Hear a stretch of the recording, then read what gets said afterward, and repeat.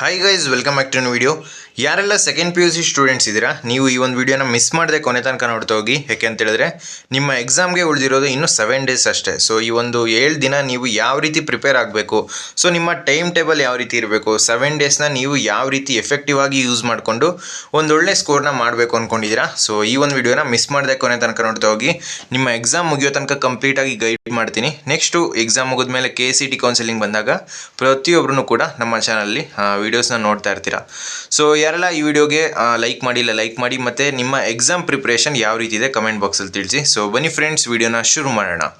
ನೋಡಿ, ಈಗ ನಿಮಗೆ 7 ದಿನ ಏನಿದೆ ಇದು ಕ್ರೂಷಿಯಲ್ಲು. ಯಾಕೆ ಅಂತ ಹೇಳಿದ್ರೆ ನೀವು ಈಗ ಆಲ್ರೆಡಿ ಪ್ರಿಪ್ರೇಟ್ರಿನೂ ಬರೆದಿರ್ತೀರಾ, ಮತ್ತು ನಿಮ್ಗೆ ಆಲ್ರೆಡಿ ಗೊತ್ತಾಗಿರುತ್ತೆ ಯಾವೆಲ್ಲ ಚಾಪ್ಟ್ರಲ್ಲಿ ಏನಿರುತ್ತೆ, ಯಾವುದು ಇಂಪಾರ್ಟೆಂಟು, ಎಷ್ಟು ಮಾರ್ಕ್ಸ್ ಬರ್ಬೋದು ಈ ಚಾಪ್ಟ್ರಿಂದ ಅಂತ. ಸೊ ಪ್ಲ್ಯಾನ್ ಮಾಡಿಕೊಂಡು ಈ ಒಂದು 7 ಡೇಸ್ನ ಎಫೆಕ್ಟಿವ್ ಆಗಿ ಯೂಸ್ ಮಾಡ್ಕೊಳ್ಳಿ. ಮೊದಲನೇದಾಗಿ ನಿಮ್ಮ ಶೆಡ್ಯೂಲ್ ಯಾವ ರೀತಿ ಇರಬೇಕು. ಸೊ ಪ್ರತಿಯೊಬ್ಬರೂ ಕೂಡ 7 ಡೇಸ್ನ ನೀಟಾಗಿ ಯೂಸ್ ಮಾಡಿಕೊಂಡ್ರೆ ಆರಾಮಾಗಿ ಡಿಸ್ಟಿಂಕ್ಷನ್ ಅಂತೂ ಈಸಿಯಾಗಿ ತೆಗಿಬೋದು. ನೆಕ್ಸ್ಟು ನೀವು ಇನ್ನೂ ಎಫರ್ಟ್ ಹಾಕಿ ನೀವು ಆವಾಗಿಂದ ಯಾವ ರೀತಿ ಪ್ರಿಪೇರ್ ಆಗಿರ್ತೀರಾ, ಸೊ ಅದ್ರ ಮೇಲೆ ಡಿಪೆಂಡ್ ಆಗುತ್ತೆ. ನೀವು ಮಿನಿಮಮ್ ಅಂದ್ರೂ ಈಗ 7 ಡೇಸ್ ಏನಿದೆ, ಸೊ ಈ ಮಿನಿಮಮ್ ಅಂದ್ರೂ 12 to 14 ಅವರ್ಸ್ ನೀವು ಸ್ಟಡಿ ಮಾಡಲೇಬೇಕು. ಸೊ ಪ್ರತಿಯೊಬ್ಬರು ಯಾರೆಲ್ಲ second P U C students ಇದ್ದೀರಾ, ಪ್ರತಿಯೊಬ್ಬರೂ ಮಿನಿಮಮ್ 12 to 14 ಅವರ್ಸು ನೀವು ಈಗ ಸ್ಟಡಿ ಮಾಡಲೇಬೇಕು. ಯಾಕೆ ಅಂತ ಹೇಳಿದ್ರೆ ನಿಮ್ಮ ಎಕ್ಸಾಮ್ ಮುಗಿದು ಮತ್ತು CET ಎಕ್ಸಾಮ್ ಎಲ್ಲ ಕಂಪ್ಲೀಟ್ ಆದಮೇಲೆ ನಿಮಗೆ 3 to 4 months ಗ್ಯಾಪ್ ಇರುತ್ತೆ. ಸೊ ಇವಾಗ ಈ ಒಂದು ಪೀರಿಯಡಲ್ಲಿ ನೀವು ಮನೇಲೇ ಇರ್ತೀರಾ. ಸೊ ಅವಾಗ ಏನು ಎಂಜಾಯ್ ಮಾಡಬೇಕು ಅದನ್ನು ಎಂಜಾಯ್ ಮಾಡ್ಬೋದು. ಈಗ ನೀವು ಎಫರ್ಟ್ ಹಾಕಬೇಕು. ಸೊ ಆದ್ದರಿಂದ ನೆಕ್ಸ್ಟು ವೇಕಪ್ ಅಂದರೆ ನೀವು ಪ್ರತಿದಿನ 5 ಗಂಟೆಗೆ ಎದ್ದೇಳಲೇಬೇಕು. ಇದು ಮಸ್ಟ್ ಆ್ಯಂಡ್ ಶುಡ್ಡು. ಬೇಗ ಎದ್ದು ಬೆಳಗ್ಗೆ ನೀವು ಒಂದೆರಡು ಸಬ್ಜೆಕ್ಟ್ನ ಮುಗಿಸಿ ನೋಡಿ, ಆಮೇಲೆ ನಿಮಗೆ ಒಂದು ರೀತಿ ಕಾನ್ಫಿಡೆನ್ಸ್ ಇರುತ್ತೆ. ಯಾಕೆಂತ ಹೇಳಿದ್ರೆ ಬೇರೆಯವರು ಈಗ 7, 8 ಅಥವಾ 9ಗೆ ಎದ್ದರೆ ಅಂತ ಹೇಳಿದ್ರೆ ಆವಾಗ ಅವರು ಸಬ್ಜೆಕ್ಟ್ಸ್ನ ಇನ್ನೂ ಕಂಪ್ಲೀಟ್ ಮಾಡಿರಲ್ಲ. ಸೊ ಇನ್ನೂ ಬ್ಯಾಕ್ ಇರುತ್ತೆ, ಅಂದರೆ ಇನ್ನೂ ಪೆಂಡಿಂಗ್ ಇರುತ್ತೆ. ನೀವು 5 AM ಬೇರೆಯವ್ರಿಗಿಂತ ಬೇಗ ಎದ್ದು, ಅಂದರೆ ನಾನು ಪ್ರತಿಯೊಬ್ಬರೂ ಇದನ್ನು ಫಾಲೋ ಮಾಡಿ ಟ್ರೈ ಮಾಡಿ ಅಂತ ಹೇಳ್ತಾ ಇದ್ದೀನಿ. ಸೊ 5 AM ನೀವು ಎದ್ದು ಯಾವುದಾದ್ರೂ ಥಿಯರಿ ಸಬ್ಜೆಕ್ಟ್ನ, ಸೊ ನೀವು ಸ್ಟಾರ್ಟಿಂಗ್ ಏನು ಬೆಳಗ್ಗೆ ಎದ್ದೇಳ್ತೀರಲ್ವ, ಸೊ ಆವಾಗ ನಿದ್ದೆ ಮೋಡಲ್ಲಿ ಇರೋದಿಲ್ಲ. ಸೊ ಫ್ರೆಶ್ ಆಗಿರುತ್ತೆ ಮೈಂಡು. ಸೊ ಈ ಒಂದು ಟೈಮಲ್ಲಿ ನೀವು ಕೆಮಿಸ್ಟ್ರಿ ಅಥವಾ ಬಯಾಲಜಿ ಈ ರೀತಿ ಥಿಯರಿ ಸಬ್ಜೆಕ್ಟ್ಸ್ಗೆ ಮೇಯ್ನು ಇಂಪಾರ್ಟೆನ್ಸ್ನ ಕೊಡಿ. ನೆಕ್ಸ್ಟು 5 ಇಂದ 8 ಈ ರೀತಿ ಟೈಮ್ ಸ್ಲಾಟ್ಸ್ನ ನೀವು ಫಿಕ್ಸ್ ಮಾಡ್ಕೋಬೇಕು. Minimum 14 hours. ಇದನ್ನು ನೀವು ಯಾವ ರೀತಿ ಬೇಕಾದರೂ ಪ್ಲ್ಯಾನ್ ಮಾಡ್ಕೋಬೋದು. ಸೊ 5 to 8 ಆದರೆ ಆಮೇಲೆ 1-2 hours ಬ್ರೇಕ್ ತೊಗೊಳ್ಳಿ. ನೆಕ್ಸ್ಟು 10 to 12, ನೆಕ್ಸ್ಟು 1 ಗಂಟೆಯಿಂದ 3 ಗಂಟೆ, next 4 to 6, next 7 to 9, next 10 to 12. ಇದು ತುಂಬ ಇಂಪಾರ್ಟೆಂಟು. 10 to 12 ನೀವು ಈಗ ಕೊನೆ ಸಬ್ಜೆಕ್ಟು, ಅಂದರೆ ಈಗ ಆಲ್ಮೋಸ್ಟು ನಿದ್ದೆ ಮಾಡೋ ಟೈಮು. ಈ ಒಂದು ಟೈಮಲ್ಲಿ ನೀವು ಮ್ಯಾಥ್ಸ್ ಅಥವಾ ಫಿಸಿಕ್ಸ್ನ ಟ್ರೈ ಮಾಡಿ. ಸೊ ಅಂದರೆ ಪ್ರಾಕ್ಟೀಸ್ ಮಾಡಿ. ಯಾಕೆ ಅಂತ ಹೇಳಿದ್ರೆ ನಿದ್ದೆ ಮಾಡೋ ಟೈಮಲ್ಲಿ ಈ ರೀತಿ ಯಾವುದು ಮ್ಯಾಥ್ಸಲ್ಲೂ ಕ್ಯಾಲ್ಕುಲೇಷನ್ಸ್ ಇರುತ್ತೆ ಮತ್ತು ಫಿಸಿಕ್ಸಲ್ಲೂ ಕ್ಯಾಲ್ಕುಲೇಷನ್ಸ್ ಇರುತ್ತೆ. ಸೊ ಈ ಒಂದು ಟೈಮಲ್ಲಿ ನೀವು ಈ ರೀತಿ ಕ್ಯಾಲ್ಕುಲೇಷನ್ಸ್ನ ಮಾಡಿದ್ರೆ ನಿದ್ದೆ ಅವಾಯ್ಡ್ ಆಗುತ್ತೆ. ನೆಕ್ಸ್ಟು ಇದೊಂದು ನಿಮಗೆ ತೋರಿಸ್ಬೇಕಿತ್ತು, ಏನು ಅಂತ ಹೇಳಿದ್ರೆ ನೀವು ಈಗ CET ಎಕ್ಸಾಮ್, ಸೊ CET ಎಕ್ಸಾಮಲ್ಲಿ ಯಾರೆಲ್ಲ ಪಾರ್ಟಿಸಿಪೇಟ್ ಮಾಡಬೇಕು ಅಂದ್ಕೊಂಡಿದ್ದೀರಾ, ನೀವು ಬೋರ್ಡಲ್ಲಿ ಈಗ ಹೆಚ್ಚಾಗಿ ಮಾರ್ಕ್ಸ್ನ ತೆಗಿಲೇಬೇಕು. ಇಲ್ಲ ಅಂತ ಹೇಳಿದ್ರೆ ನಿಮ್ಮ ರ್ಯಾಂಕು ಕಿತ್ಕೊಂಡು ಕೆಳಗೆ ಬಂದುಬಿಡುತ್ತೆ. ಈಗ ನೋಡಿ, ಇವರ ಮಾರ್ಕ್ಸು 77 ಇದೆ, 85 ಇದೆ, 60 ಇದೆ. CETಲೂ ಅಷ್ಟೊಂದು ಚೆನ್ನಾಗಾಗಿಲ್ಲ. ಇವ್ರ ರ್ಯಾಂಕ್ ಎಷ್ಟು ಬಂದಿದೆ, 1,30,000. ನೀವೇನಾದರೂ ಟಾಪ್ ಕಾಲೇಜಲ್ಲಿ ಅಥವಾ ಟಾಪ್ ಬ್ರ್ಯಾಂಚು, ಈಗ ಏನು ಟ್ರೆಂಡಲ್ಲಿರೋದು AML, CS, IS ಈ ಬ್ರ್ಯಾಂಚು ನಿಮಗೆ ಬೇಕು ಅಂತ ಹೇಳಿದ್ರೆ ನೀವು ಚೆನ್ನಾಗಿ ರ್ಯಾಂಕ್ನ ತೆಗಿಬೇಕು. ಸೊ ಚೆನ್ನಾಗಿ ರ್ಯಾಂಕ್ ಬರಬೇಕು ಅಂತ ಹೇಳಿದ್ರೆ ನಿಮ್ಮ ಬೋರ್ಡಲ್ಲೂ ಮಾರ್ಕ್ಸ್ ಚೆನ್ನಾಗಿರಬೇಕು, CETಯಲ್ಲೂ ಮಾರ್ಕ್ಸ್ ಚೆನ್ನಾಗಿರಬೇಕು. ಸೊ ನೀವು ನಿಮ್ಮ ಏನು ಈಗ ಲಾಸ್ಟ್ 7 ಡೇಸ್ ಇದೆ, ಈಗ ಬಿಟ್ಟಾಕಿ. ಈಗ ಇಷ್ಟು ದಿನ ಓದಿಲ್ಲ ಅಂದ್ರೂ ಈಗ ಲಾಸ್ಟು 7 ಡೇಸ್ ನೀವು ಪ್ರಿಪೇರ್ ಆದ್ರೂ ಆರಾಮಾಗಿ ಒಂದೊಳ್ಳೆ ಸ್ಕೋರ್ನ ಮಾಡ್ಬೋದು. ಸೊ CET ನಿಮ್ಮ PUಗಿಂತ ಕಷ್ಟ ಇರುತ್ತೆ ಎಕ್ಸಾಮು. PUC ತುಂಬ ಈಸಿ ಇರುತ್ತೆ. ಸೊ ಆದಷ್ಟು ನೀವು ಇಲ್ಲಿ ಸ್ಕೋರ್ ಮಾಡಿಕೊಂಡ್ರೆ ನೆಕ್ಸ್ಟು ನಿಮ್ಮ CETಯಲ್ಲಿ ಅಕಸ್ಮಾತು ಏನಾದರೂ ನಿಮಗೆ ಕರೆಕ್ಟಾಗಿ ಆಗಲಿಲ್ಲ, ಅಂದರೆ ಚೆನ್ನಾಗಿ ಆಗಲಿಲ್ಲ CET ಅಂದ್ರೂ ಬ್ಯಾಲೆನ್ಸ್ ಆಗುತ್ತೆ. ನೋಡಿ, ಈ ಒಬ್ಬ ಸ್ಟೂಡೆಂಟು ಬೋರ್ಡಲ್ಲಿ ಕಮ್ಮಿ ಆಗಿದೆ, CETಯಲ್ಲಿ ಚೆನ್ನಾಗಿ ಬಂದಿದೆ. ಸೊ ರ್ಯಾಂಕು 38,000 ಬಂದಿದೆ. ನಿಮ್ಗೆ ಅದೇ ರೀತಿ ಬೋರ್ಡಲ್ಲಿ ಚೆನ್ನಾಗಿ ಮಾಡಿರ್ತಾರೆ. ನಿಮ್ಗೆ ಇನ್ನೊಂದು ಎಕ್ಸಾಂಪಲ್ ತೋರಿಸ್ತೀನಿ. ಸೊ ಇದನ್ನೆಲ್ಲ ನೀವು ನೋಡಿದ್ರೆ ನಿಮಗೆ ಒಂದು ರೀತಿ ಮೋಟಿವೇಶನ್ ಆಗ್ಬೋದು ಅಂತ ಇದನ್ನೆಲ್ಲ ತೋರಿಸ್ತಾ ಇರೋದು. ಸೊ ನಾನು ಸ್ಟಡಿ ಮಾಡ್ಬೇಕಾದ್ರೆ ಇದೆಲ್ಲ ನನಗೆ ಇಂಪಾರ್ಟೆಂಟ್ ಅನ್ನಿಸ್ತಾ ಇತ್ತು. ಅಂದರೆ ಇದನ್ನೆಲ್ಲ ನೋಡಿದಾಗ ಏನು ಪ್ಲ್ಯಾನ್ ಮಾಡಿಕೊಂಡು ಪ್ರಿಪೇರ್ ಆಗ್ಬೋದು ಅನಿಸ್ತಾಯಿತ್ತು. ಸೊ ನಿಮಗೂ ಹೆಲ್ಪ್ ಆಗ್ಬೋದು ಅಂತ ತೋರಿಸ್ತಾ ಇದ್ದೀನಿ ಅಷ್ಟೇ. ನೆಕ್ಸ್ಟು 84, 86, 87 ಇದು ಬೋರ್ಡಲ್ಲಿ ಬಂದಿರೋ ಮಾರ್ಕ್ಸು. CETಲಿ ಪರವಾಗಿಲ್ಲ. ಇವರ ರ್ಯಾಂಕ್ ಎಷ್ಟು ಬಂದಿದೆ, 36,000. ಆದ್ದರಿಂದ ನೀವು ಲಾಸ್ಟ್ 7 ಡೇಸ್ನ ಎಫೆಕ್ಟಿವ್ ಆಗಿ ಯೂಸ್ ಮಾಡ್ಕೊಳ್ಳಿ. ನೆಕ್ಸ್ಟು ನಿಮಗೆ ಈಗ ನೋಡಿ, ಇದು 3 ಪಾಯಿಂಟು ನೀವು ಇಂಪಾರ್ಟೆಂಟಾಗಿ ಕೇಳಿಸ್ಕೊಳ್ಳಿ. ಏನಂತ ಹೇಳಿದ್ರೆ, PUC ಎಕ್ಸಾಮು CET ಎಕ್ಸಾಮ್ಗಿಂತ ತುಂಬ ಅಂದರೆ ತುಂಬ ಈಸಿ. ನೀವು ಆಲ್ರೆಡಿ ಸುಮಾರು ಪ್ರಿಪರೇಟರೀಸ್ ಅಟೆಂಡ್ ಮಾಡಿರ್ತೀರ, ಮತ್ತು ನಿಮಗೆ ಗೊತ್ತಿರುತ್ತೆ, ನಿಮ್ಮ ಕಾಲೇಜಲ್ಲಿ ತಿಳಿಸಿರ್ತಾರೆ ಯಾವುದು ಇಂಪಾರ್ಟೆಂಟು, ಯಾವುದು ಓದ್ಬೋದು ಅಂತ. ಮೇಯ್ನ್ ಇಂಪಾರ್ಟೆಂಟ್ ಥಿಂಗ್ ಏನು ಅಂತ ಹೇಳಿದ್ರೆ, ಯಾರೆಲ್ಲ ಈಗ ಸೆಕೆಂಡ್ PUC ಎಕ್ಸಾಮ್ಸ್ಗೆ ಪ್ರಿಪೇರ್ ಆಗ್ತಿದ್ದೀರಾ, ನೀವು ಸಿಂಪ್ಲಿಫೈಡ್ ಮೈಂಡ್ಸ್ ಚಾನಲ್ನ ಪ್ರತಿಯೊಬ್ಬರೂ ಈಗ ಆಲ್ರೆಡಿ ಫಾಲೋ ಮಾಡ್ತಿರ್ತೀರ ಅಂತ ಗೊತ್ತು. ಸೊ ಇಲ್ಲಿ ಏನು ಜಾಸ್ತಿ ವೀಡಿಯೋಸ್ ಬರುತ್ತೆ ಅಂದರೆ ಒನ್ ಶಾಟ್, ಆದಷ್ಟು ಒನ್ ಶಾಟ್ಗೆ ನಿಮ್ಮ ಪ್ರಿಫರೆನ್ಸ್ ಇರಬೇಕು. ಮತ್ತು RP ಸರ್ ಏನೆಲ್ಲ ಸ್ಟ್ರಾಟಜಿಸ್ನ ಕೊಡ್ತಾರೆ ಅದನ್ನು ಫಾಲೋ ಮಾಡಿಕೊಂಡು ನೀವು ಆರಾಮಾಗಿ, ನಿಮಗೆ ಬೇರೆ ಏನು ಕ್ಲಾಸೇ ಬೇಕಾಗಿಲ್ಲ. ಸೊ ಟ್ಯೂಷನ್ ಅಥವಾ ಈಗ ಏನು ಓದಿದ್ದೀರಾ ಅದ್ರ ಜೊತೆ ಈ RP ಸರ್ದು ಕ್ಲಾಸಸ್ನ ನೀವು ನೋಡಿಕೊಂಡ್ರೆ ಒಂದೊಳ್ಳೆ ಸ್ಕೋರು ಈಸಿಯಾಗಿ ಆಗುತ್ತೆ. ನೆಕ್ಸ್ಟು ಈ 1 ಮಂತ್ ಎಫರ್ಟ್ ಹಾಕಿದ್ರೆ ನೀವು 5 to 6 ಮಂತ್ಸು ಅಂದರೆ ಖುಷಿಯಾಗಿರ್ಬೋದು. ಏನು ಅಂತ ಹೇಳಿದ್ರೆ, ಈಗ ನಿಮ್ಮ ಫ್ರೆಂಡ್ಸ್ಗೆಲ್ಲ ಮಾರ್ಕ್ಸ್ ಚೆನ್ನಾಗಿ ಬಂದಿರುತ್ತೆ, ಅಥವಾ CETಯಲ್ಲಿ ಚೆನ್ನಾಗಿ ಮಾಡಿರ್ತಾರೆ, ರ್ಯಾಂಕು ಚೆನ್ನಾಗಿ ಬರುತ್ತೆ ಆಬ್ವಿಯಸ್ಲಿ.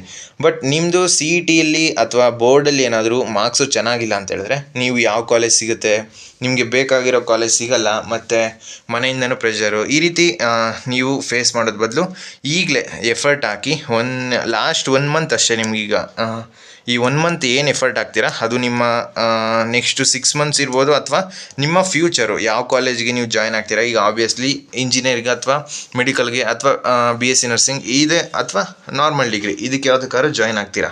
ಸೊ ನಿಮ್ಮ ಡ್ರೀಮ್ ಕಾಲೇಜು ಅಥವಾ ನಿಮ್ಮ ಡ್ರೀಮ್ ಏನು ಜಾಬ್ ಇದೆ ಅದು ತೊಗೋಬೇಕು ಅಂತ ಹೇಳಿದ್ರೆ ನಿಮ್ಮ ರ್ಯಾಂಕ್ ಚೆನ್ನಾಗಿರಬೇಕು, ನಿಮ್ಮ ಮಾರ್ಕ್ಸ್ ಚೆನ್ನಾಗಿರಬೇಕು.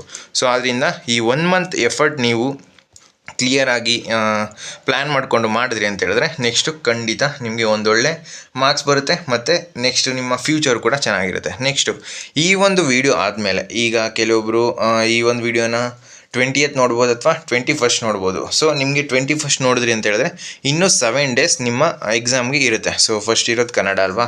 ಸೊ ಈ ಒಂದು ವಿಡಿಯೋ ಆದಮೇಲೆ ನೀವು ಎಲ್ಲ ಮಾಡೆಲ್ ಪೇಪರ್ಸ್ನ ಒಂದ್ಸಲಿ ನೋಡಿ. ಸೊ ನಮ್ಮ ವಾಟ್ಸಪ್ ಚಾನಲ್ ಲಿಂಕು ಕಮೆಂಟ್ ಬಾಕ್ಸಲ್ಲಿ ಅಥವಾ ಡಿಸ್ಕ್ರಿಪ್ಷನಲ್ಲಿ ಹಾಕಿರ್ತೀನಿ. ಆ ಒಂದು ವಾಟ್ಸಪ್ ಚಾನಲಲ್ಲಿ ನಿಮಗೆ ಎಲ್ಲ ಮಾಡೆಲ್ ಕ್ವಶನ್ ಪೇಪರು ಮತ್ತು ಪ್ರೀವಿಯಸ್ ಇಯರ್ ಕ್ವಶನ್ ಪೇಪರ್ಸ್ ಎಲ್ಲ ಹಾಕಿರ್ತೀನಿ.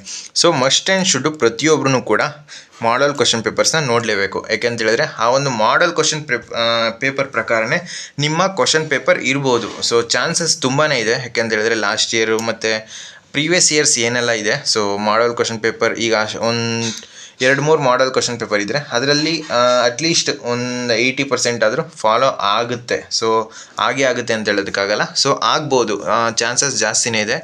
Next previous year question papers. So ಈ ಎರಡೂ ನೋಡಿದ್ರೆ ನಿಮಗೆ ಆಲ್ಮೋಸ್ಟ್ ಒಂದು ಕಾನ್ಫಿಡೆನ್ಸು ಜಾಸ್ತಿ ಆಗಿರುತ್ತೆ, ಅಥವಾ ನಿಮಗೆ ಒಂದು ಪ್ಲ್ಯಾನ್ ಗೊತ್ತಾಗ್ಬಿಡುತ್ತೆ, ನಾನು ಇನ್ನೂ ಎಷ್ಟು ಟಾಪಿಕ್ಸ್ ಅಥವಾ ಎಷ್ಟು ಮೇಯ್ನ್ಗಳು ಅಥವಾ ಎಷ್ಟು ಇಂಪಾರ್ಟೆಂಟ್ ಇರೋದನ್ನ ನಾನು ಇನ್ನೂ ಓದಿಲ್ಲ, ಅಂದರೆ ಇಂಪಾರ್ಟೆಂಟ್ ಇರೋದನ್ನೇ ಎಕ್ಸಾಮಲ್ಲಿ ಕೇಳೋದು ಆಲ್ಮೋಸ್ಟು. ಸೊ PU ಅಲ್ಲಿ ಎಕ್ಸ್ಪೆಕ್ಟ್ ಮಾಡ್ಬೋದು ಯಾವ ಕ್ವಶನ್ಸ್ ಬರ್ಬೋದು ಅಂತ. ಲಾಸ್ಟ್ ಇಯರ್ ಅಂತೂ ತುಂಬ ಈಸಿ ಇತ್ತು ಪೇಪರು. ಸೊ ಈ ವರ್ಷ ನೋಡೋದ ಯಾವ ರೀತಿ ಕೊಡ್ತಾರಂತ. ಸೊ ಪ್ರಿಪೇರ್ ಆಗೋದು ನೀವು ನಿಮ್ಮ ಕರ್ತವ್ಯ. ನೀವು ಆಲ್ಮೋಸ್ಟು ಪ್ರತಿಯೊಬ್ಬರೂ ಯಾರೆಲ್ಲ ಈಗ ಸ್ಟಡಿ ಮಾಡ್ತಾಯಿದ್ದೀರಾ, ನೀವು ಈಗ ಸ್ಟಾರ್ಟಿಂಗಿಂದ ಓದ್ತೀನಿ ಅಂತ ಹೇಳಿದ್ರೆ ತುಂಬ ಕಷ್ಟ. Just one shot simplified minds ಅಥವಾ ಬೇರೆ ಯಾವುದಾದ್ರು ಚಾನಲ್ ನಿಮಗೆ ಅರ್ಥ ಆಗೋ ರೀತಿ ಎಕ್ಸ್ಪ್ಲೇನ್ ಮಾಡಿದ್ರೆ, ಸೊ ಆ ಒಂದು ಚಾನಲ್ನ ರೆಫರ್ ಮಾಡಿಕೊಂಡು ಒನ್ ಶಾಟ್ನ ಕಂಪ್ಲೀಟ್ ಮಾಡಿ. ನೆಕ್ಸ್ಟು ಸಿಂಪ್ಲಿಫೈಡ್ ಮೈಂಡ್ಸ್ ಅವ್ರದ್ದು. ಸೊ ಏನಕ್ಕೆ ಸಿಂಪ್ಲಿಫೈಡ್ ಮೈಂಡ್ಸ್ ಹೇಳ್ತಾ ಇದ್ದೀನಿ ಅಂದರೆ, ನಿಮಗೆ ಲಾಸ್ಟು 5 ಇಯರ್ಸಿಂದ ಸೊ ನಾನು ನೋಡಿದ ಮಟ್ಟಿಗೆ ಕರ್ನಾಟಕದಲ್ಲಿ ಅಷ್ಟು ಕ್ವಾಲಿಟಿಯಾಗಿ ಅಷ್ಟು ಸ್ಟೂಡೆಂಟ್ಸ್ಗೆ ಹೆಲ್ಪ್ ಆಗೋ ರೀತಿ ಯಾರು ಕಂಟೆಂಟ್ನ ಕೊಡ್ತಾಯಿಲ್ಲ. ಸೊ ಈ ಒಂದು ಸಿಂಪ್ಲಿಫೈಡ್ ಮೈಂಡ್ಸ್ ಚಾನಲ್ನ ನೀವು ಫಾಲೋ ಮಾಡಿ. ಅಲ್ಲಿ ಸೆಕ್ಷನ್ ವೈಸ್ ಅನಾಲಿಸಿಸ್ ಅಂತ ಇದೆ. ಸೊ ಅದನ್ನು ನೀವು ಫಾಲೋ ಮಾಡಿಕೊಂಡು ಯಾವ ಸೆಕ್ಷನ್ನ ಕಂಪ್ಲೀಟ್ ಮಾಡಬೇಕು, ಯಾವ ಸೆಕ್ಷನಲ್ಲಿ ಎಷ್ಟು ಆಪ್ಷನ್ಸ್ ಇರುತ್ತೆ, ಅದರಲ್ಲಿ ಯಾವುದನ್ನು ಕಂಪ್ಲೀಟ್ ಮಾಡಿದ್ರೆ ನಿಮಗೆ ಟೈಮ್ ಸೇವ್ ಆಗುತ್ತೆ. ಅಂದರೆ ಈಗ ನಿಮಗೆ PU ಅಲ್ಲಿ ಗೊತ್ತಿರುತ್ತೆ, ಸೊ 8 ಕ್ವಶನ್ಸಲ್ಲಿ 5 ಕ್ವಶನ್ಸ್ನ ಕಂಪಲ್ಸರಿ ಅಟೆಂಡ್ ಮಾಡಿ ಅಂತ. ಸೊ ಇದರಲ್ಲಿ ಯಾವ ಚಾಪ್ಟರು ನೀವು ಅಟೆಂಡ್ ಮಾಡಬೇಕು ಅಂತ ನಿಮಗೆ ಒಂದು ಪ್ಲ್ಯಾನ್ ಗೊತ್ತಾಗುತ್ತೆ. ನೆಕ್ಸ್ಟು ಇನ್ನು ಡೇ 7 ಲಾಸ್ಟು 7 ಡೇಸಲ್ಲಿ ಡೇ 1 ಫಸ್ಟ್ ಡೇ ಏನು ಮಾಡಬೇಕು ಅಂತ ಹೇಳಿದ್ರೆ, ನೀವು complete the higher marks chapter. So ಅಂದರೆ ಈಗ ನಿಮಗೆ ಗೊತ್ತಾಗಿರುತ್ತೆ, ಈಗ ಸೆಕ್ಷನ್ ವೈಸ್ ಅನಾಲಿಸಿಸ್ ಇರುತ್ತಲ್ಲ, ಸೊ ಆ ಒಂದು PDF ಅಲ್ಲಿ ಆ ಸರ್ ಕರೆಕ್ಟಾಗಿ ಕ್ಲಿಯರಾಗಿ ಮೆನ್ಷನ್ ಮಾಡಿರ್ತಾರೆ. ಅದರಲ್ಲಿ ಹೈಯೆಸ್ಟ್ ವೆಯ್ಟೇಜು ಯಾವ ಚಾಪ್ಟರ್ಗಿದೆ, ಸೊ ಆ ಒಂದು ಚಾಪ್ಟರ್ನ ನೀವು ಕಂಪ್ಲೀಟ್ ಮಾಡಿ. ಅಂದರೆ ಪ್ಲ್ಯಾನ್ ಮಾಡ್ಕೊಳ್ಳಿ. ನೀವು ಈಗ ಡೇ 1 ಡೇ 2 ಡೇ 3 ಅಂತ ತೋರಿಸ್ತೀನಿಲ್ಲ, ಸೊ ಇದು ನಾನು ಜಸ್ಟ್ ಎಕ್ಸಾಂಪಲ್ ಕೊಡ್ತಾ ಇರೋದು. ಇದನ್ನು ನಿಮಗೆ ಕನ್ವೀನಿಯನ್ಸ್ ಆಗೋ ರೀತಿ ನೀವು ಸೆಟ್ ಮಾಡ್ಕೋಬೇಕು. ನೆಕ್ಸ್ಟು ಹೈಯರ್ ಮಾರ್ಕ್ಸ್ ಮೇನ್ಸ್, ಅಂದರೆ ಈಗ 5 ಮಾರ್ಕ್ಸ್ ಕ್ವಶನ್ಸು ಮತ್ತು 3 ಮಾರ್ಕ್ಸ್ ಕ್ವಶನ್ಸು 2 ಮಾರ್ಕ್ಸ್ ಕ್ವಶನ್ಸ್ ಈ ರೀತಿ ಇರುತ್ತಲ್ವ. ಅದರಲ್ಲಿ ಜಾಸ್ತಿ ಮಾರ್ಕ್ಸ್ ಯಾವುದಿರುತ್ತೆ ಮೇಯ್ನು, ಆ ಒಂದು ಮೇಯ್ನು ಕಂಪ್ಲೀಟ್ ಮಾಡೋದಕ್ಕೆ ಟ್ರೈ ಮಾಡಿ. ಈ ಡೇ ಒನ್ನಲ್ಲಿ ನೀವು ಪ್ಲ್ಯಾನ್ ಮಾಡ್ಕೋಬೇಕು. ಮೇಯ್ನಾಗಿ ಪ್ಲ್ಯಾನ್ ಮಾಡಿಕೊಂಡು ನಿಮಗೆ ಯಾವುದು ಕಷ್ಟ ಅನಿಸ್ತಿದೆ ಅಥವಾ ಯಾವುದು ಒಂದು ಸ್ವಲ್ಪನೂ ಸ್ಟಡಿ ಮಾಡಿಲ್ಲ ಅಂತ ಇರುತ್ತಲ್ಲ, ಸೊ ಇದನ್ನು ನೀವು ಡೇ ಒನ್ನಲ್ಲಿ ನೀವು ಕಂಪ್ಲೀಟ್ ಮಾಡ್ಕೊಳ್ಳಿ. ಈಸಿ ಇರಬೇಕು. ಸೊ ಫಸ್ಟ್ನೇ ದಿನವೇ ನೀವು ನಿಮಗೆ ಅರ್ಥ ಆಗದಿರೋ ಸಬ್ಜೆಕ್ಟು ಮತ್ತು ನಿಮಗೆ ಟಫ್ ಅನಿಸೋ ಸಬ್ಜೆಕ್ಟ್ನ ನೀವು ಡೇ ಒನ್ನಲ್ಲಿ ಸ್ಟಾರ್ಟ್ ಮಾಡಿದ್ರೆ ನೆಕ್ಸ್ಟು ನಿಮಗೆ ಇಂಟ್ರೆಸ್ಟ್ ಬರದೇ ಇರ್ಬೋದು. ಆದ್ದರಿಂದ ನಿಮಗೆ ಇಂಟ್ರೆಸ್ಟ್ ಇರೋ ಸಬ್ಜೆಕ್ಟು ಮತ್ತು ನಿಮಗೆ ಅರ್ಥ ಆಗೋ ಸಬ್ಜೆಕ್ಟ್ನ ನೀವು ಚೂಸ್ ಮಾಡ್ಕೊಳ್ಳಿ. ಇನ್ನು ಡೇ 2, ಸೊ 22 ಫಿಸಿಕ್ಸು ಮತ್ತು ಕೆಮಿಸ್ಟ್ರಿನ ನೀವು ಕಂಪ್ಲೀಟ್ ಮಾಡೋದಕ್ಕೆ ಟ್ರೈ ಮಾಡಿ. ಕೆಲವೊಬ್ಬರಿಗೆ ಫಿಸಿಕ್ಸು ತುಂಬ ಈಸಿ ಇರುತ್ತೆ. So almost physics repeated questions ಬರ್ಬೋದು. ನೆಕ್ಸ್ಟು ಕೆಮಿಸ್ಟ್ರಿ ಬಂತು ಅಂತ ಹೇಳಿದ್ರೆ ಈಗ ತುಂಬ ಜನ ಫೇಸ್ ಮಾಡ್ತಿರೋದು ಏನು ಅಂತ ಹೇಳಿದ್ರೆ ಕೆಮಿಸ್ಟ್ರಿ ಡಿಫಿಕಲ್ಟ್ ಅನಿಸ್ತಾ ಇದೆ ಅಂತ.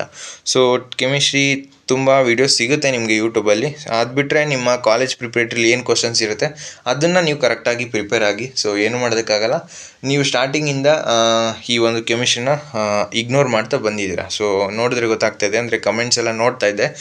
ಈಗ ಇಂಪಾರ್ಟೆಂಟ್ ಕ್ವಶನ್ಸ್ ಅಂತ ಇರುತ್ತಲ್ಲ, ಮತ್ತು ಎಕ್ಸ್ಪೆಕ್ಟೆಡ್ ಕ್ವಶನ್ಸು ಮತ್ತು ಪ್ರೀವಿಯಸ್ ಇಯರ್ ಕ್ವಶನ್ ಪೇಪರ್ಸು ಮತ್ತು ಮಾಡಲ್ ಕ್ವಶನ್ ಪೇಪರ್ಸಲ್ಲಿ ರಿಪೀಟ್ ಆಗಿರೋದನ್ನು ನೀವು ಮಿಸ್ ಮಾಡದೆ ಕೊನೆ ತನಕ ಅದನ್ನು ರಿಮೆಂಬರ್ ಮಾಡ್ಕೋಬೇಕು ನೀವು. ಕೆಮಿಸ್ಟ್ರಿ ಈಕ್ವೇಷನ್ಸ್ ಎಲ್ಲ ಜಾಸ್ತಿ ಇರುತ್ತೆ. ಸೊ ಈಸಿಯಾಗಿ ನೀವು ಯಾವ ರೀತಿ ರಿಮೆಂಬರ್ ನಿಮಗೆ ಅರ್ಥ ಆಗೋ ರೀತಿ ಮತ್ತು ನೆನಪಿರೋ ರೀತಿ ನೀವು ಪ್ಲ್ಯಾನ್ ಮಾಡಿಕೊಂಡು ಕೆಮಿಸ್ಟ್ರಿನ ಓದ್ಕೊಳ್ಳಿ. ನೆಕ್ಸ್ಟು ಈ 6 ಅವರ್ಸು 12 ಅವರ್ಸು ಇನ್ನೊಂದು 2 ಅವರ್ಸು ನೀವು ಯಾವ್ದಾದ್ರು ಲ್ಯಾಂಗ್ವೇಜ್, ಸೊ ಯಾವ್ದಾದ್ರು ಲ್ಯಾಂಗ್ವೇಜ್ನ ಚೂಸ್ ಮಾಡ್ಕೊಳ್ಳಿ. ಇಂಗ್ಲೀಷ್ ಇರ್ಬೋದು ಅಥವಾ ಕನ್ನಡ ಇರ್ಬೋದು. ಇದೆರಡರಲ್ಲಿ ಅಟ್ಲೀಸ್ಟ್ ಒಂದು 2 to 3 ಅವರ್ಸು ನೀವು ಡೇ 2ಅಲ್ಲಿ ಸ್ಪೆಂಡ್ ಮಾಡಿ. Next day 3. ಸೊ ಡೇ 3ಯಲ್ಲಿ ಮ್ಯಾಥ್ಸು ಮಿನಿಮಮ್ 10 ಅವರ್ಸು ನೀವು ಸ್ಟಡಿ ಮಾಡಲೇಬೇಕು. ಯಾಕೆಂತೇಳಿದ್ರೆ ಮ್ಯಾಥ್ಸಲ್ಲಿ ತುಂಬ ಫಾರ್ಮುಲಾಸ್ ಇರುತ್ತೆ ಮತ್ತು ಸ್ಟೆಪ್ಸು ನಿಮಗೆ ಪ್ರತಿಯೊಬ್ಬರಿಗೂ ಮೇಯ್ನ್ ಇಂಪಾರ್ಟೆಂಟು. ಸೊ ಫಾರ್ಮುಲಾಸು ಮತ್ತು ಸ್ಟೆಪ್ಸು. ಸೊ 10 ಅವರ್ಸು ನೀವು ಡೇ 3ಯಲ್ಲಿ ಈ ಒಂದು ಮ್ಯಾಥ್ಸ್ನ ಕಂಪ್ಲೀಟ್ ಮಾಡ್ಕೊಳ್ಳಿ. Next chemistry. ಸೊ ಕೆಮಿಸ್ಟ್ರಿ ಈಗ ನೀವು ಕಷ್ಟ ಅಂತ ಬಿಡೋದಕ್ಕೆ ಹೋದರೆ ಅದರಲ್ಲಿ KCETಗೆ ಕೌಂಟ್ ಆಗೋದ್ರಿಂದ 50% PCMB ಇರುತ್ತೆ, PCM ಇರುತ್ತೆ. ಅದರಲ್ಲಿ ಫಿಸಿಕ್ಸು, ಕೆಮಿಸ್ಟ್ರಿ, ಮ್ಯಾಥ್ಸು ಈ 3 ಸಬ್ಜೆಕ್ಟಲ್ಲಿ 50% ತೊಗೊತಾರೆ. ಆದ್ದರಿಂದ ನೀವು ಯಾವ ಸಬ್ಜೆಕ್ಟ್ನು ನೆಗ್ಲೆಕ್ಟ್ ಮಾಡೋ ಮಾತೇ ಇಲ್ಲ. ಸೊ ಅದರಿಂದ ಕೆಮಿಸ್ಟ್ರಿನೂ ನೀವು 4 ಅವರ್ಸ್ ಮಿನಿಮಮ್ 4 ಅವರ್ಸು ಮತ್ತು maths 10 hours. Next one short. So one short ನೋಡಿ ನೀವು ಕ್ಲಿಯರ್ ಮಾಡ್ಕೋಬೋದು. ನೆಕ್ಸ್ಟು ಡೇ 4 ನಿಮಗೆ ಫಿಸಿಕ್ಸು 4 ಅವರ್ಸ್ ಹಾಕಿದ್ದೀನಿ ಮತ್ತು ಕೆಮಿಸ್ಟ್ರಿ 4 ಅವರ್ಸ್ ಹಾಕಿದ್ದೀನಿ ಮತ್ತು ಬಯಾಲಜಿ 4 to 5 ಅವರ್ಸ್ ಹಾಕಿದ್ದೀನಿ. ಸೊ ಈ ರೀತಿ ನೀವು 4 to 5 ಅವರ್ಸು ಈ ಬಯಾಲಜಿ ಹಾಕೋದಿ ಅಂತ ಹೇಳ್ತಾ ಇದ್ದೀನಿ. ಅಂದರೆ ನಿಮ್ಮ ಬಯಾಲಜಿ ಈಗ ಕನ್ನಡ ಸ್ಟಾರ್ಟ್ ಆದಮೇಲೆ ನೀವು ಯಾವುದೇ ಕಾರಣಕ್ಕೂ ಅದರ ಬೇರೆ ಸಬ್ಜೆಕ್ಟ್ಗಳಿಗೆ ಕಾನ್ಸಂಟ್ರೇಟ್ ಮಾಡೋದಕ್ಕಾಗಲ್ಲ. ನೆಕ್ಸ್ಟ್ ಯಾವ ಸಬ್ಜೆಕ್ಟ್ ಇರುತ್ತೆ ಆ ಒಂದು ಗ್ಯಾಪ್ ಏನಿರುತ್ತೆ ಅದರಲ್ಲಿ ನೀವು ಪ್ರಿಪೇರ್ ಆಗ್ಬೋದು.